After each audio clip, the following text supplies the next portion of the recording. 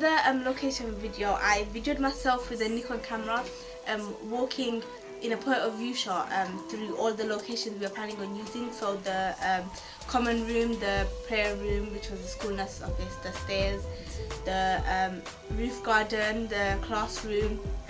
Yeah, that's pretty much it. And then I used Windows Movie Maker to edit it. I added a black and white effect to give it a more horror feel. Also, I forgot to take a picture of the outside of the school. So instead of having to take a picture the next day and then waiting until I get home to edit it into the video, I went on Google Maps and I wrote the school address, and in a street view I print screened it and then cropped the picture so you can't tell that it's from Google Maps, and then put it onto the video. And I used YouTube to upload it and embedded it onto my blog. I videoed my audience, my target audience, hearing the trailer, so I could get their facial expressions while they're listening to the trailer, and I could see what intrigued them more into the trailer and what didn't, so we could make improvements.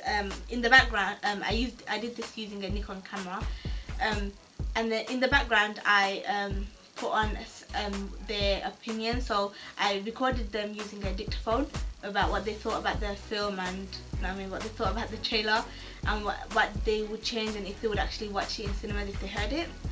And then for editing wise, I edited the sounds on Audacity,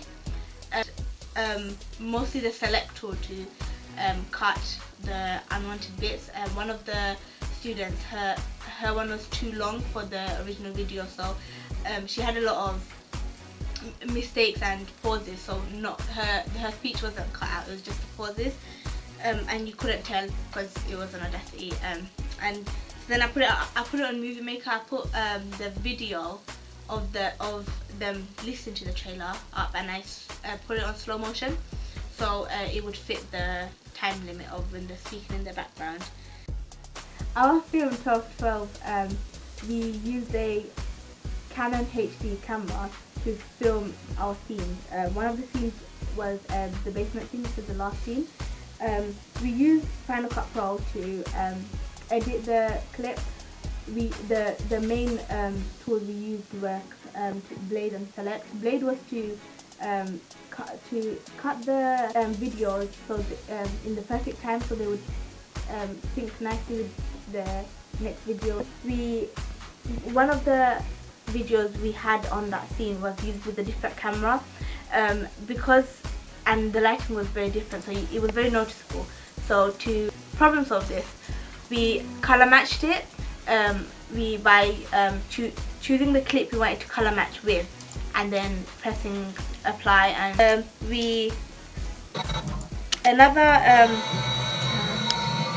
another scene we did was the toilet scene, which was when the main character Karima runs into the toilet and the ghost, when she looks into the mirror, the ghost is behind her, but then when she turns around it's not. This was done simply using Blade and Select, but when we were videoing it, it was all in one video, so when we cut it, it would look like it's in the same shot. Ghost was on the floor and the ghost got up, and then when I looked behind, she went back down, but I paused before looking behind so she had time to get back down, and then I cut it in that specific time so then it would sync in together. Another bit of the film was when the ghost was walking deformed. This was also done using just Select and blading, but when we were filming it, we had two separate shots. One was the camera going upwards from the ghost's feet to her face, and another one, it was just a shot of her walking deformed. And then so we cut each of the clips in 3 sections, and then we positioned it so it's a shot of the camera going up, a shot of her walking, shot of camera going up, walking, shot of camera going up and walking. Each time she walked, we made it a bit more faster, so it went with the music that we put in the background. We use Logic Pro to edit our radio trailer. We use Show Automation to change the decibels of each speech. So these yellow lines would appear, and then that would show the sound in more detail. So you could be more careful with what you change. There's two speeches we overlap together, where Karima, the main character, talks, as well as the Suna's talk. So we had to make sure that the volume was just right, so you hear both, but you're not confused as to what's happening. We have a sound that we have to say right at the end, which is a thud sound when after the narrator says 12 coming soon. So we repeat that sound about 3 times within the whole radio trailer, and to do that we just highlighted it. We pressed copy and paste. Edit, copy, and then edit, paste, and it pasted. For the poster we used Photoshop.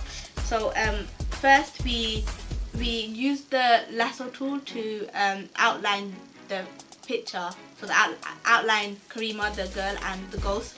So it's render and then spotlight effect, and then we put a spotlight on the main girl Karima and Sarah, and then instead of having the background like around the spotlight black, we changed it into red because it fits with our color scheme, it fits with our storyline, and it creates continuity throughout our poster, radio trailer, and our film. And then we used the text tool to write in our title and slogan.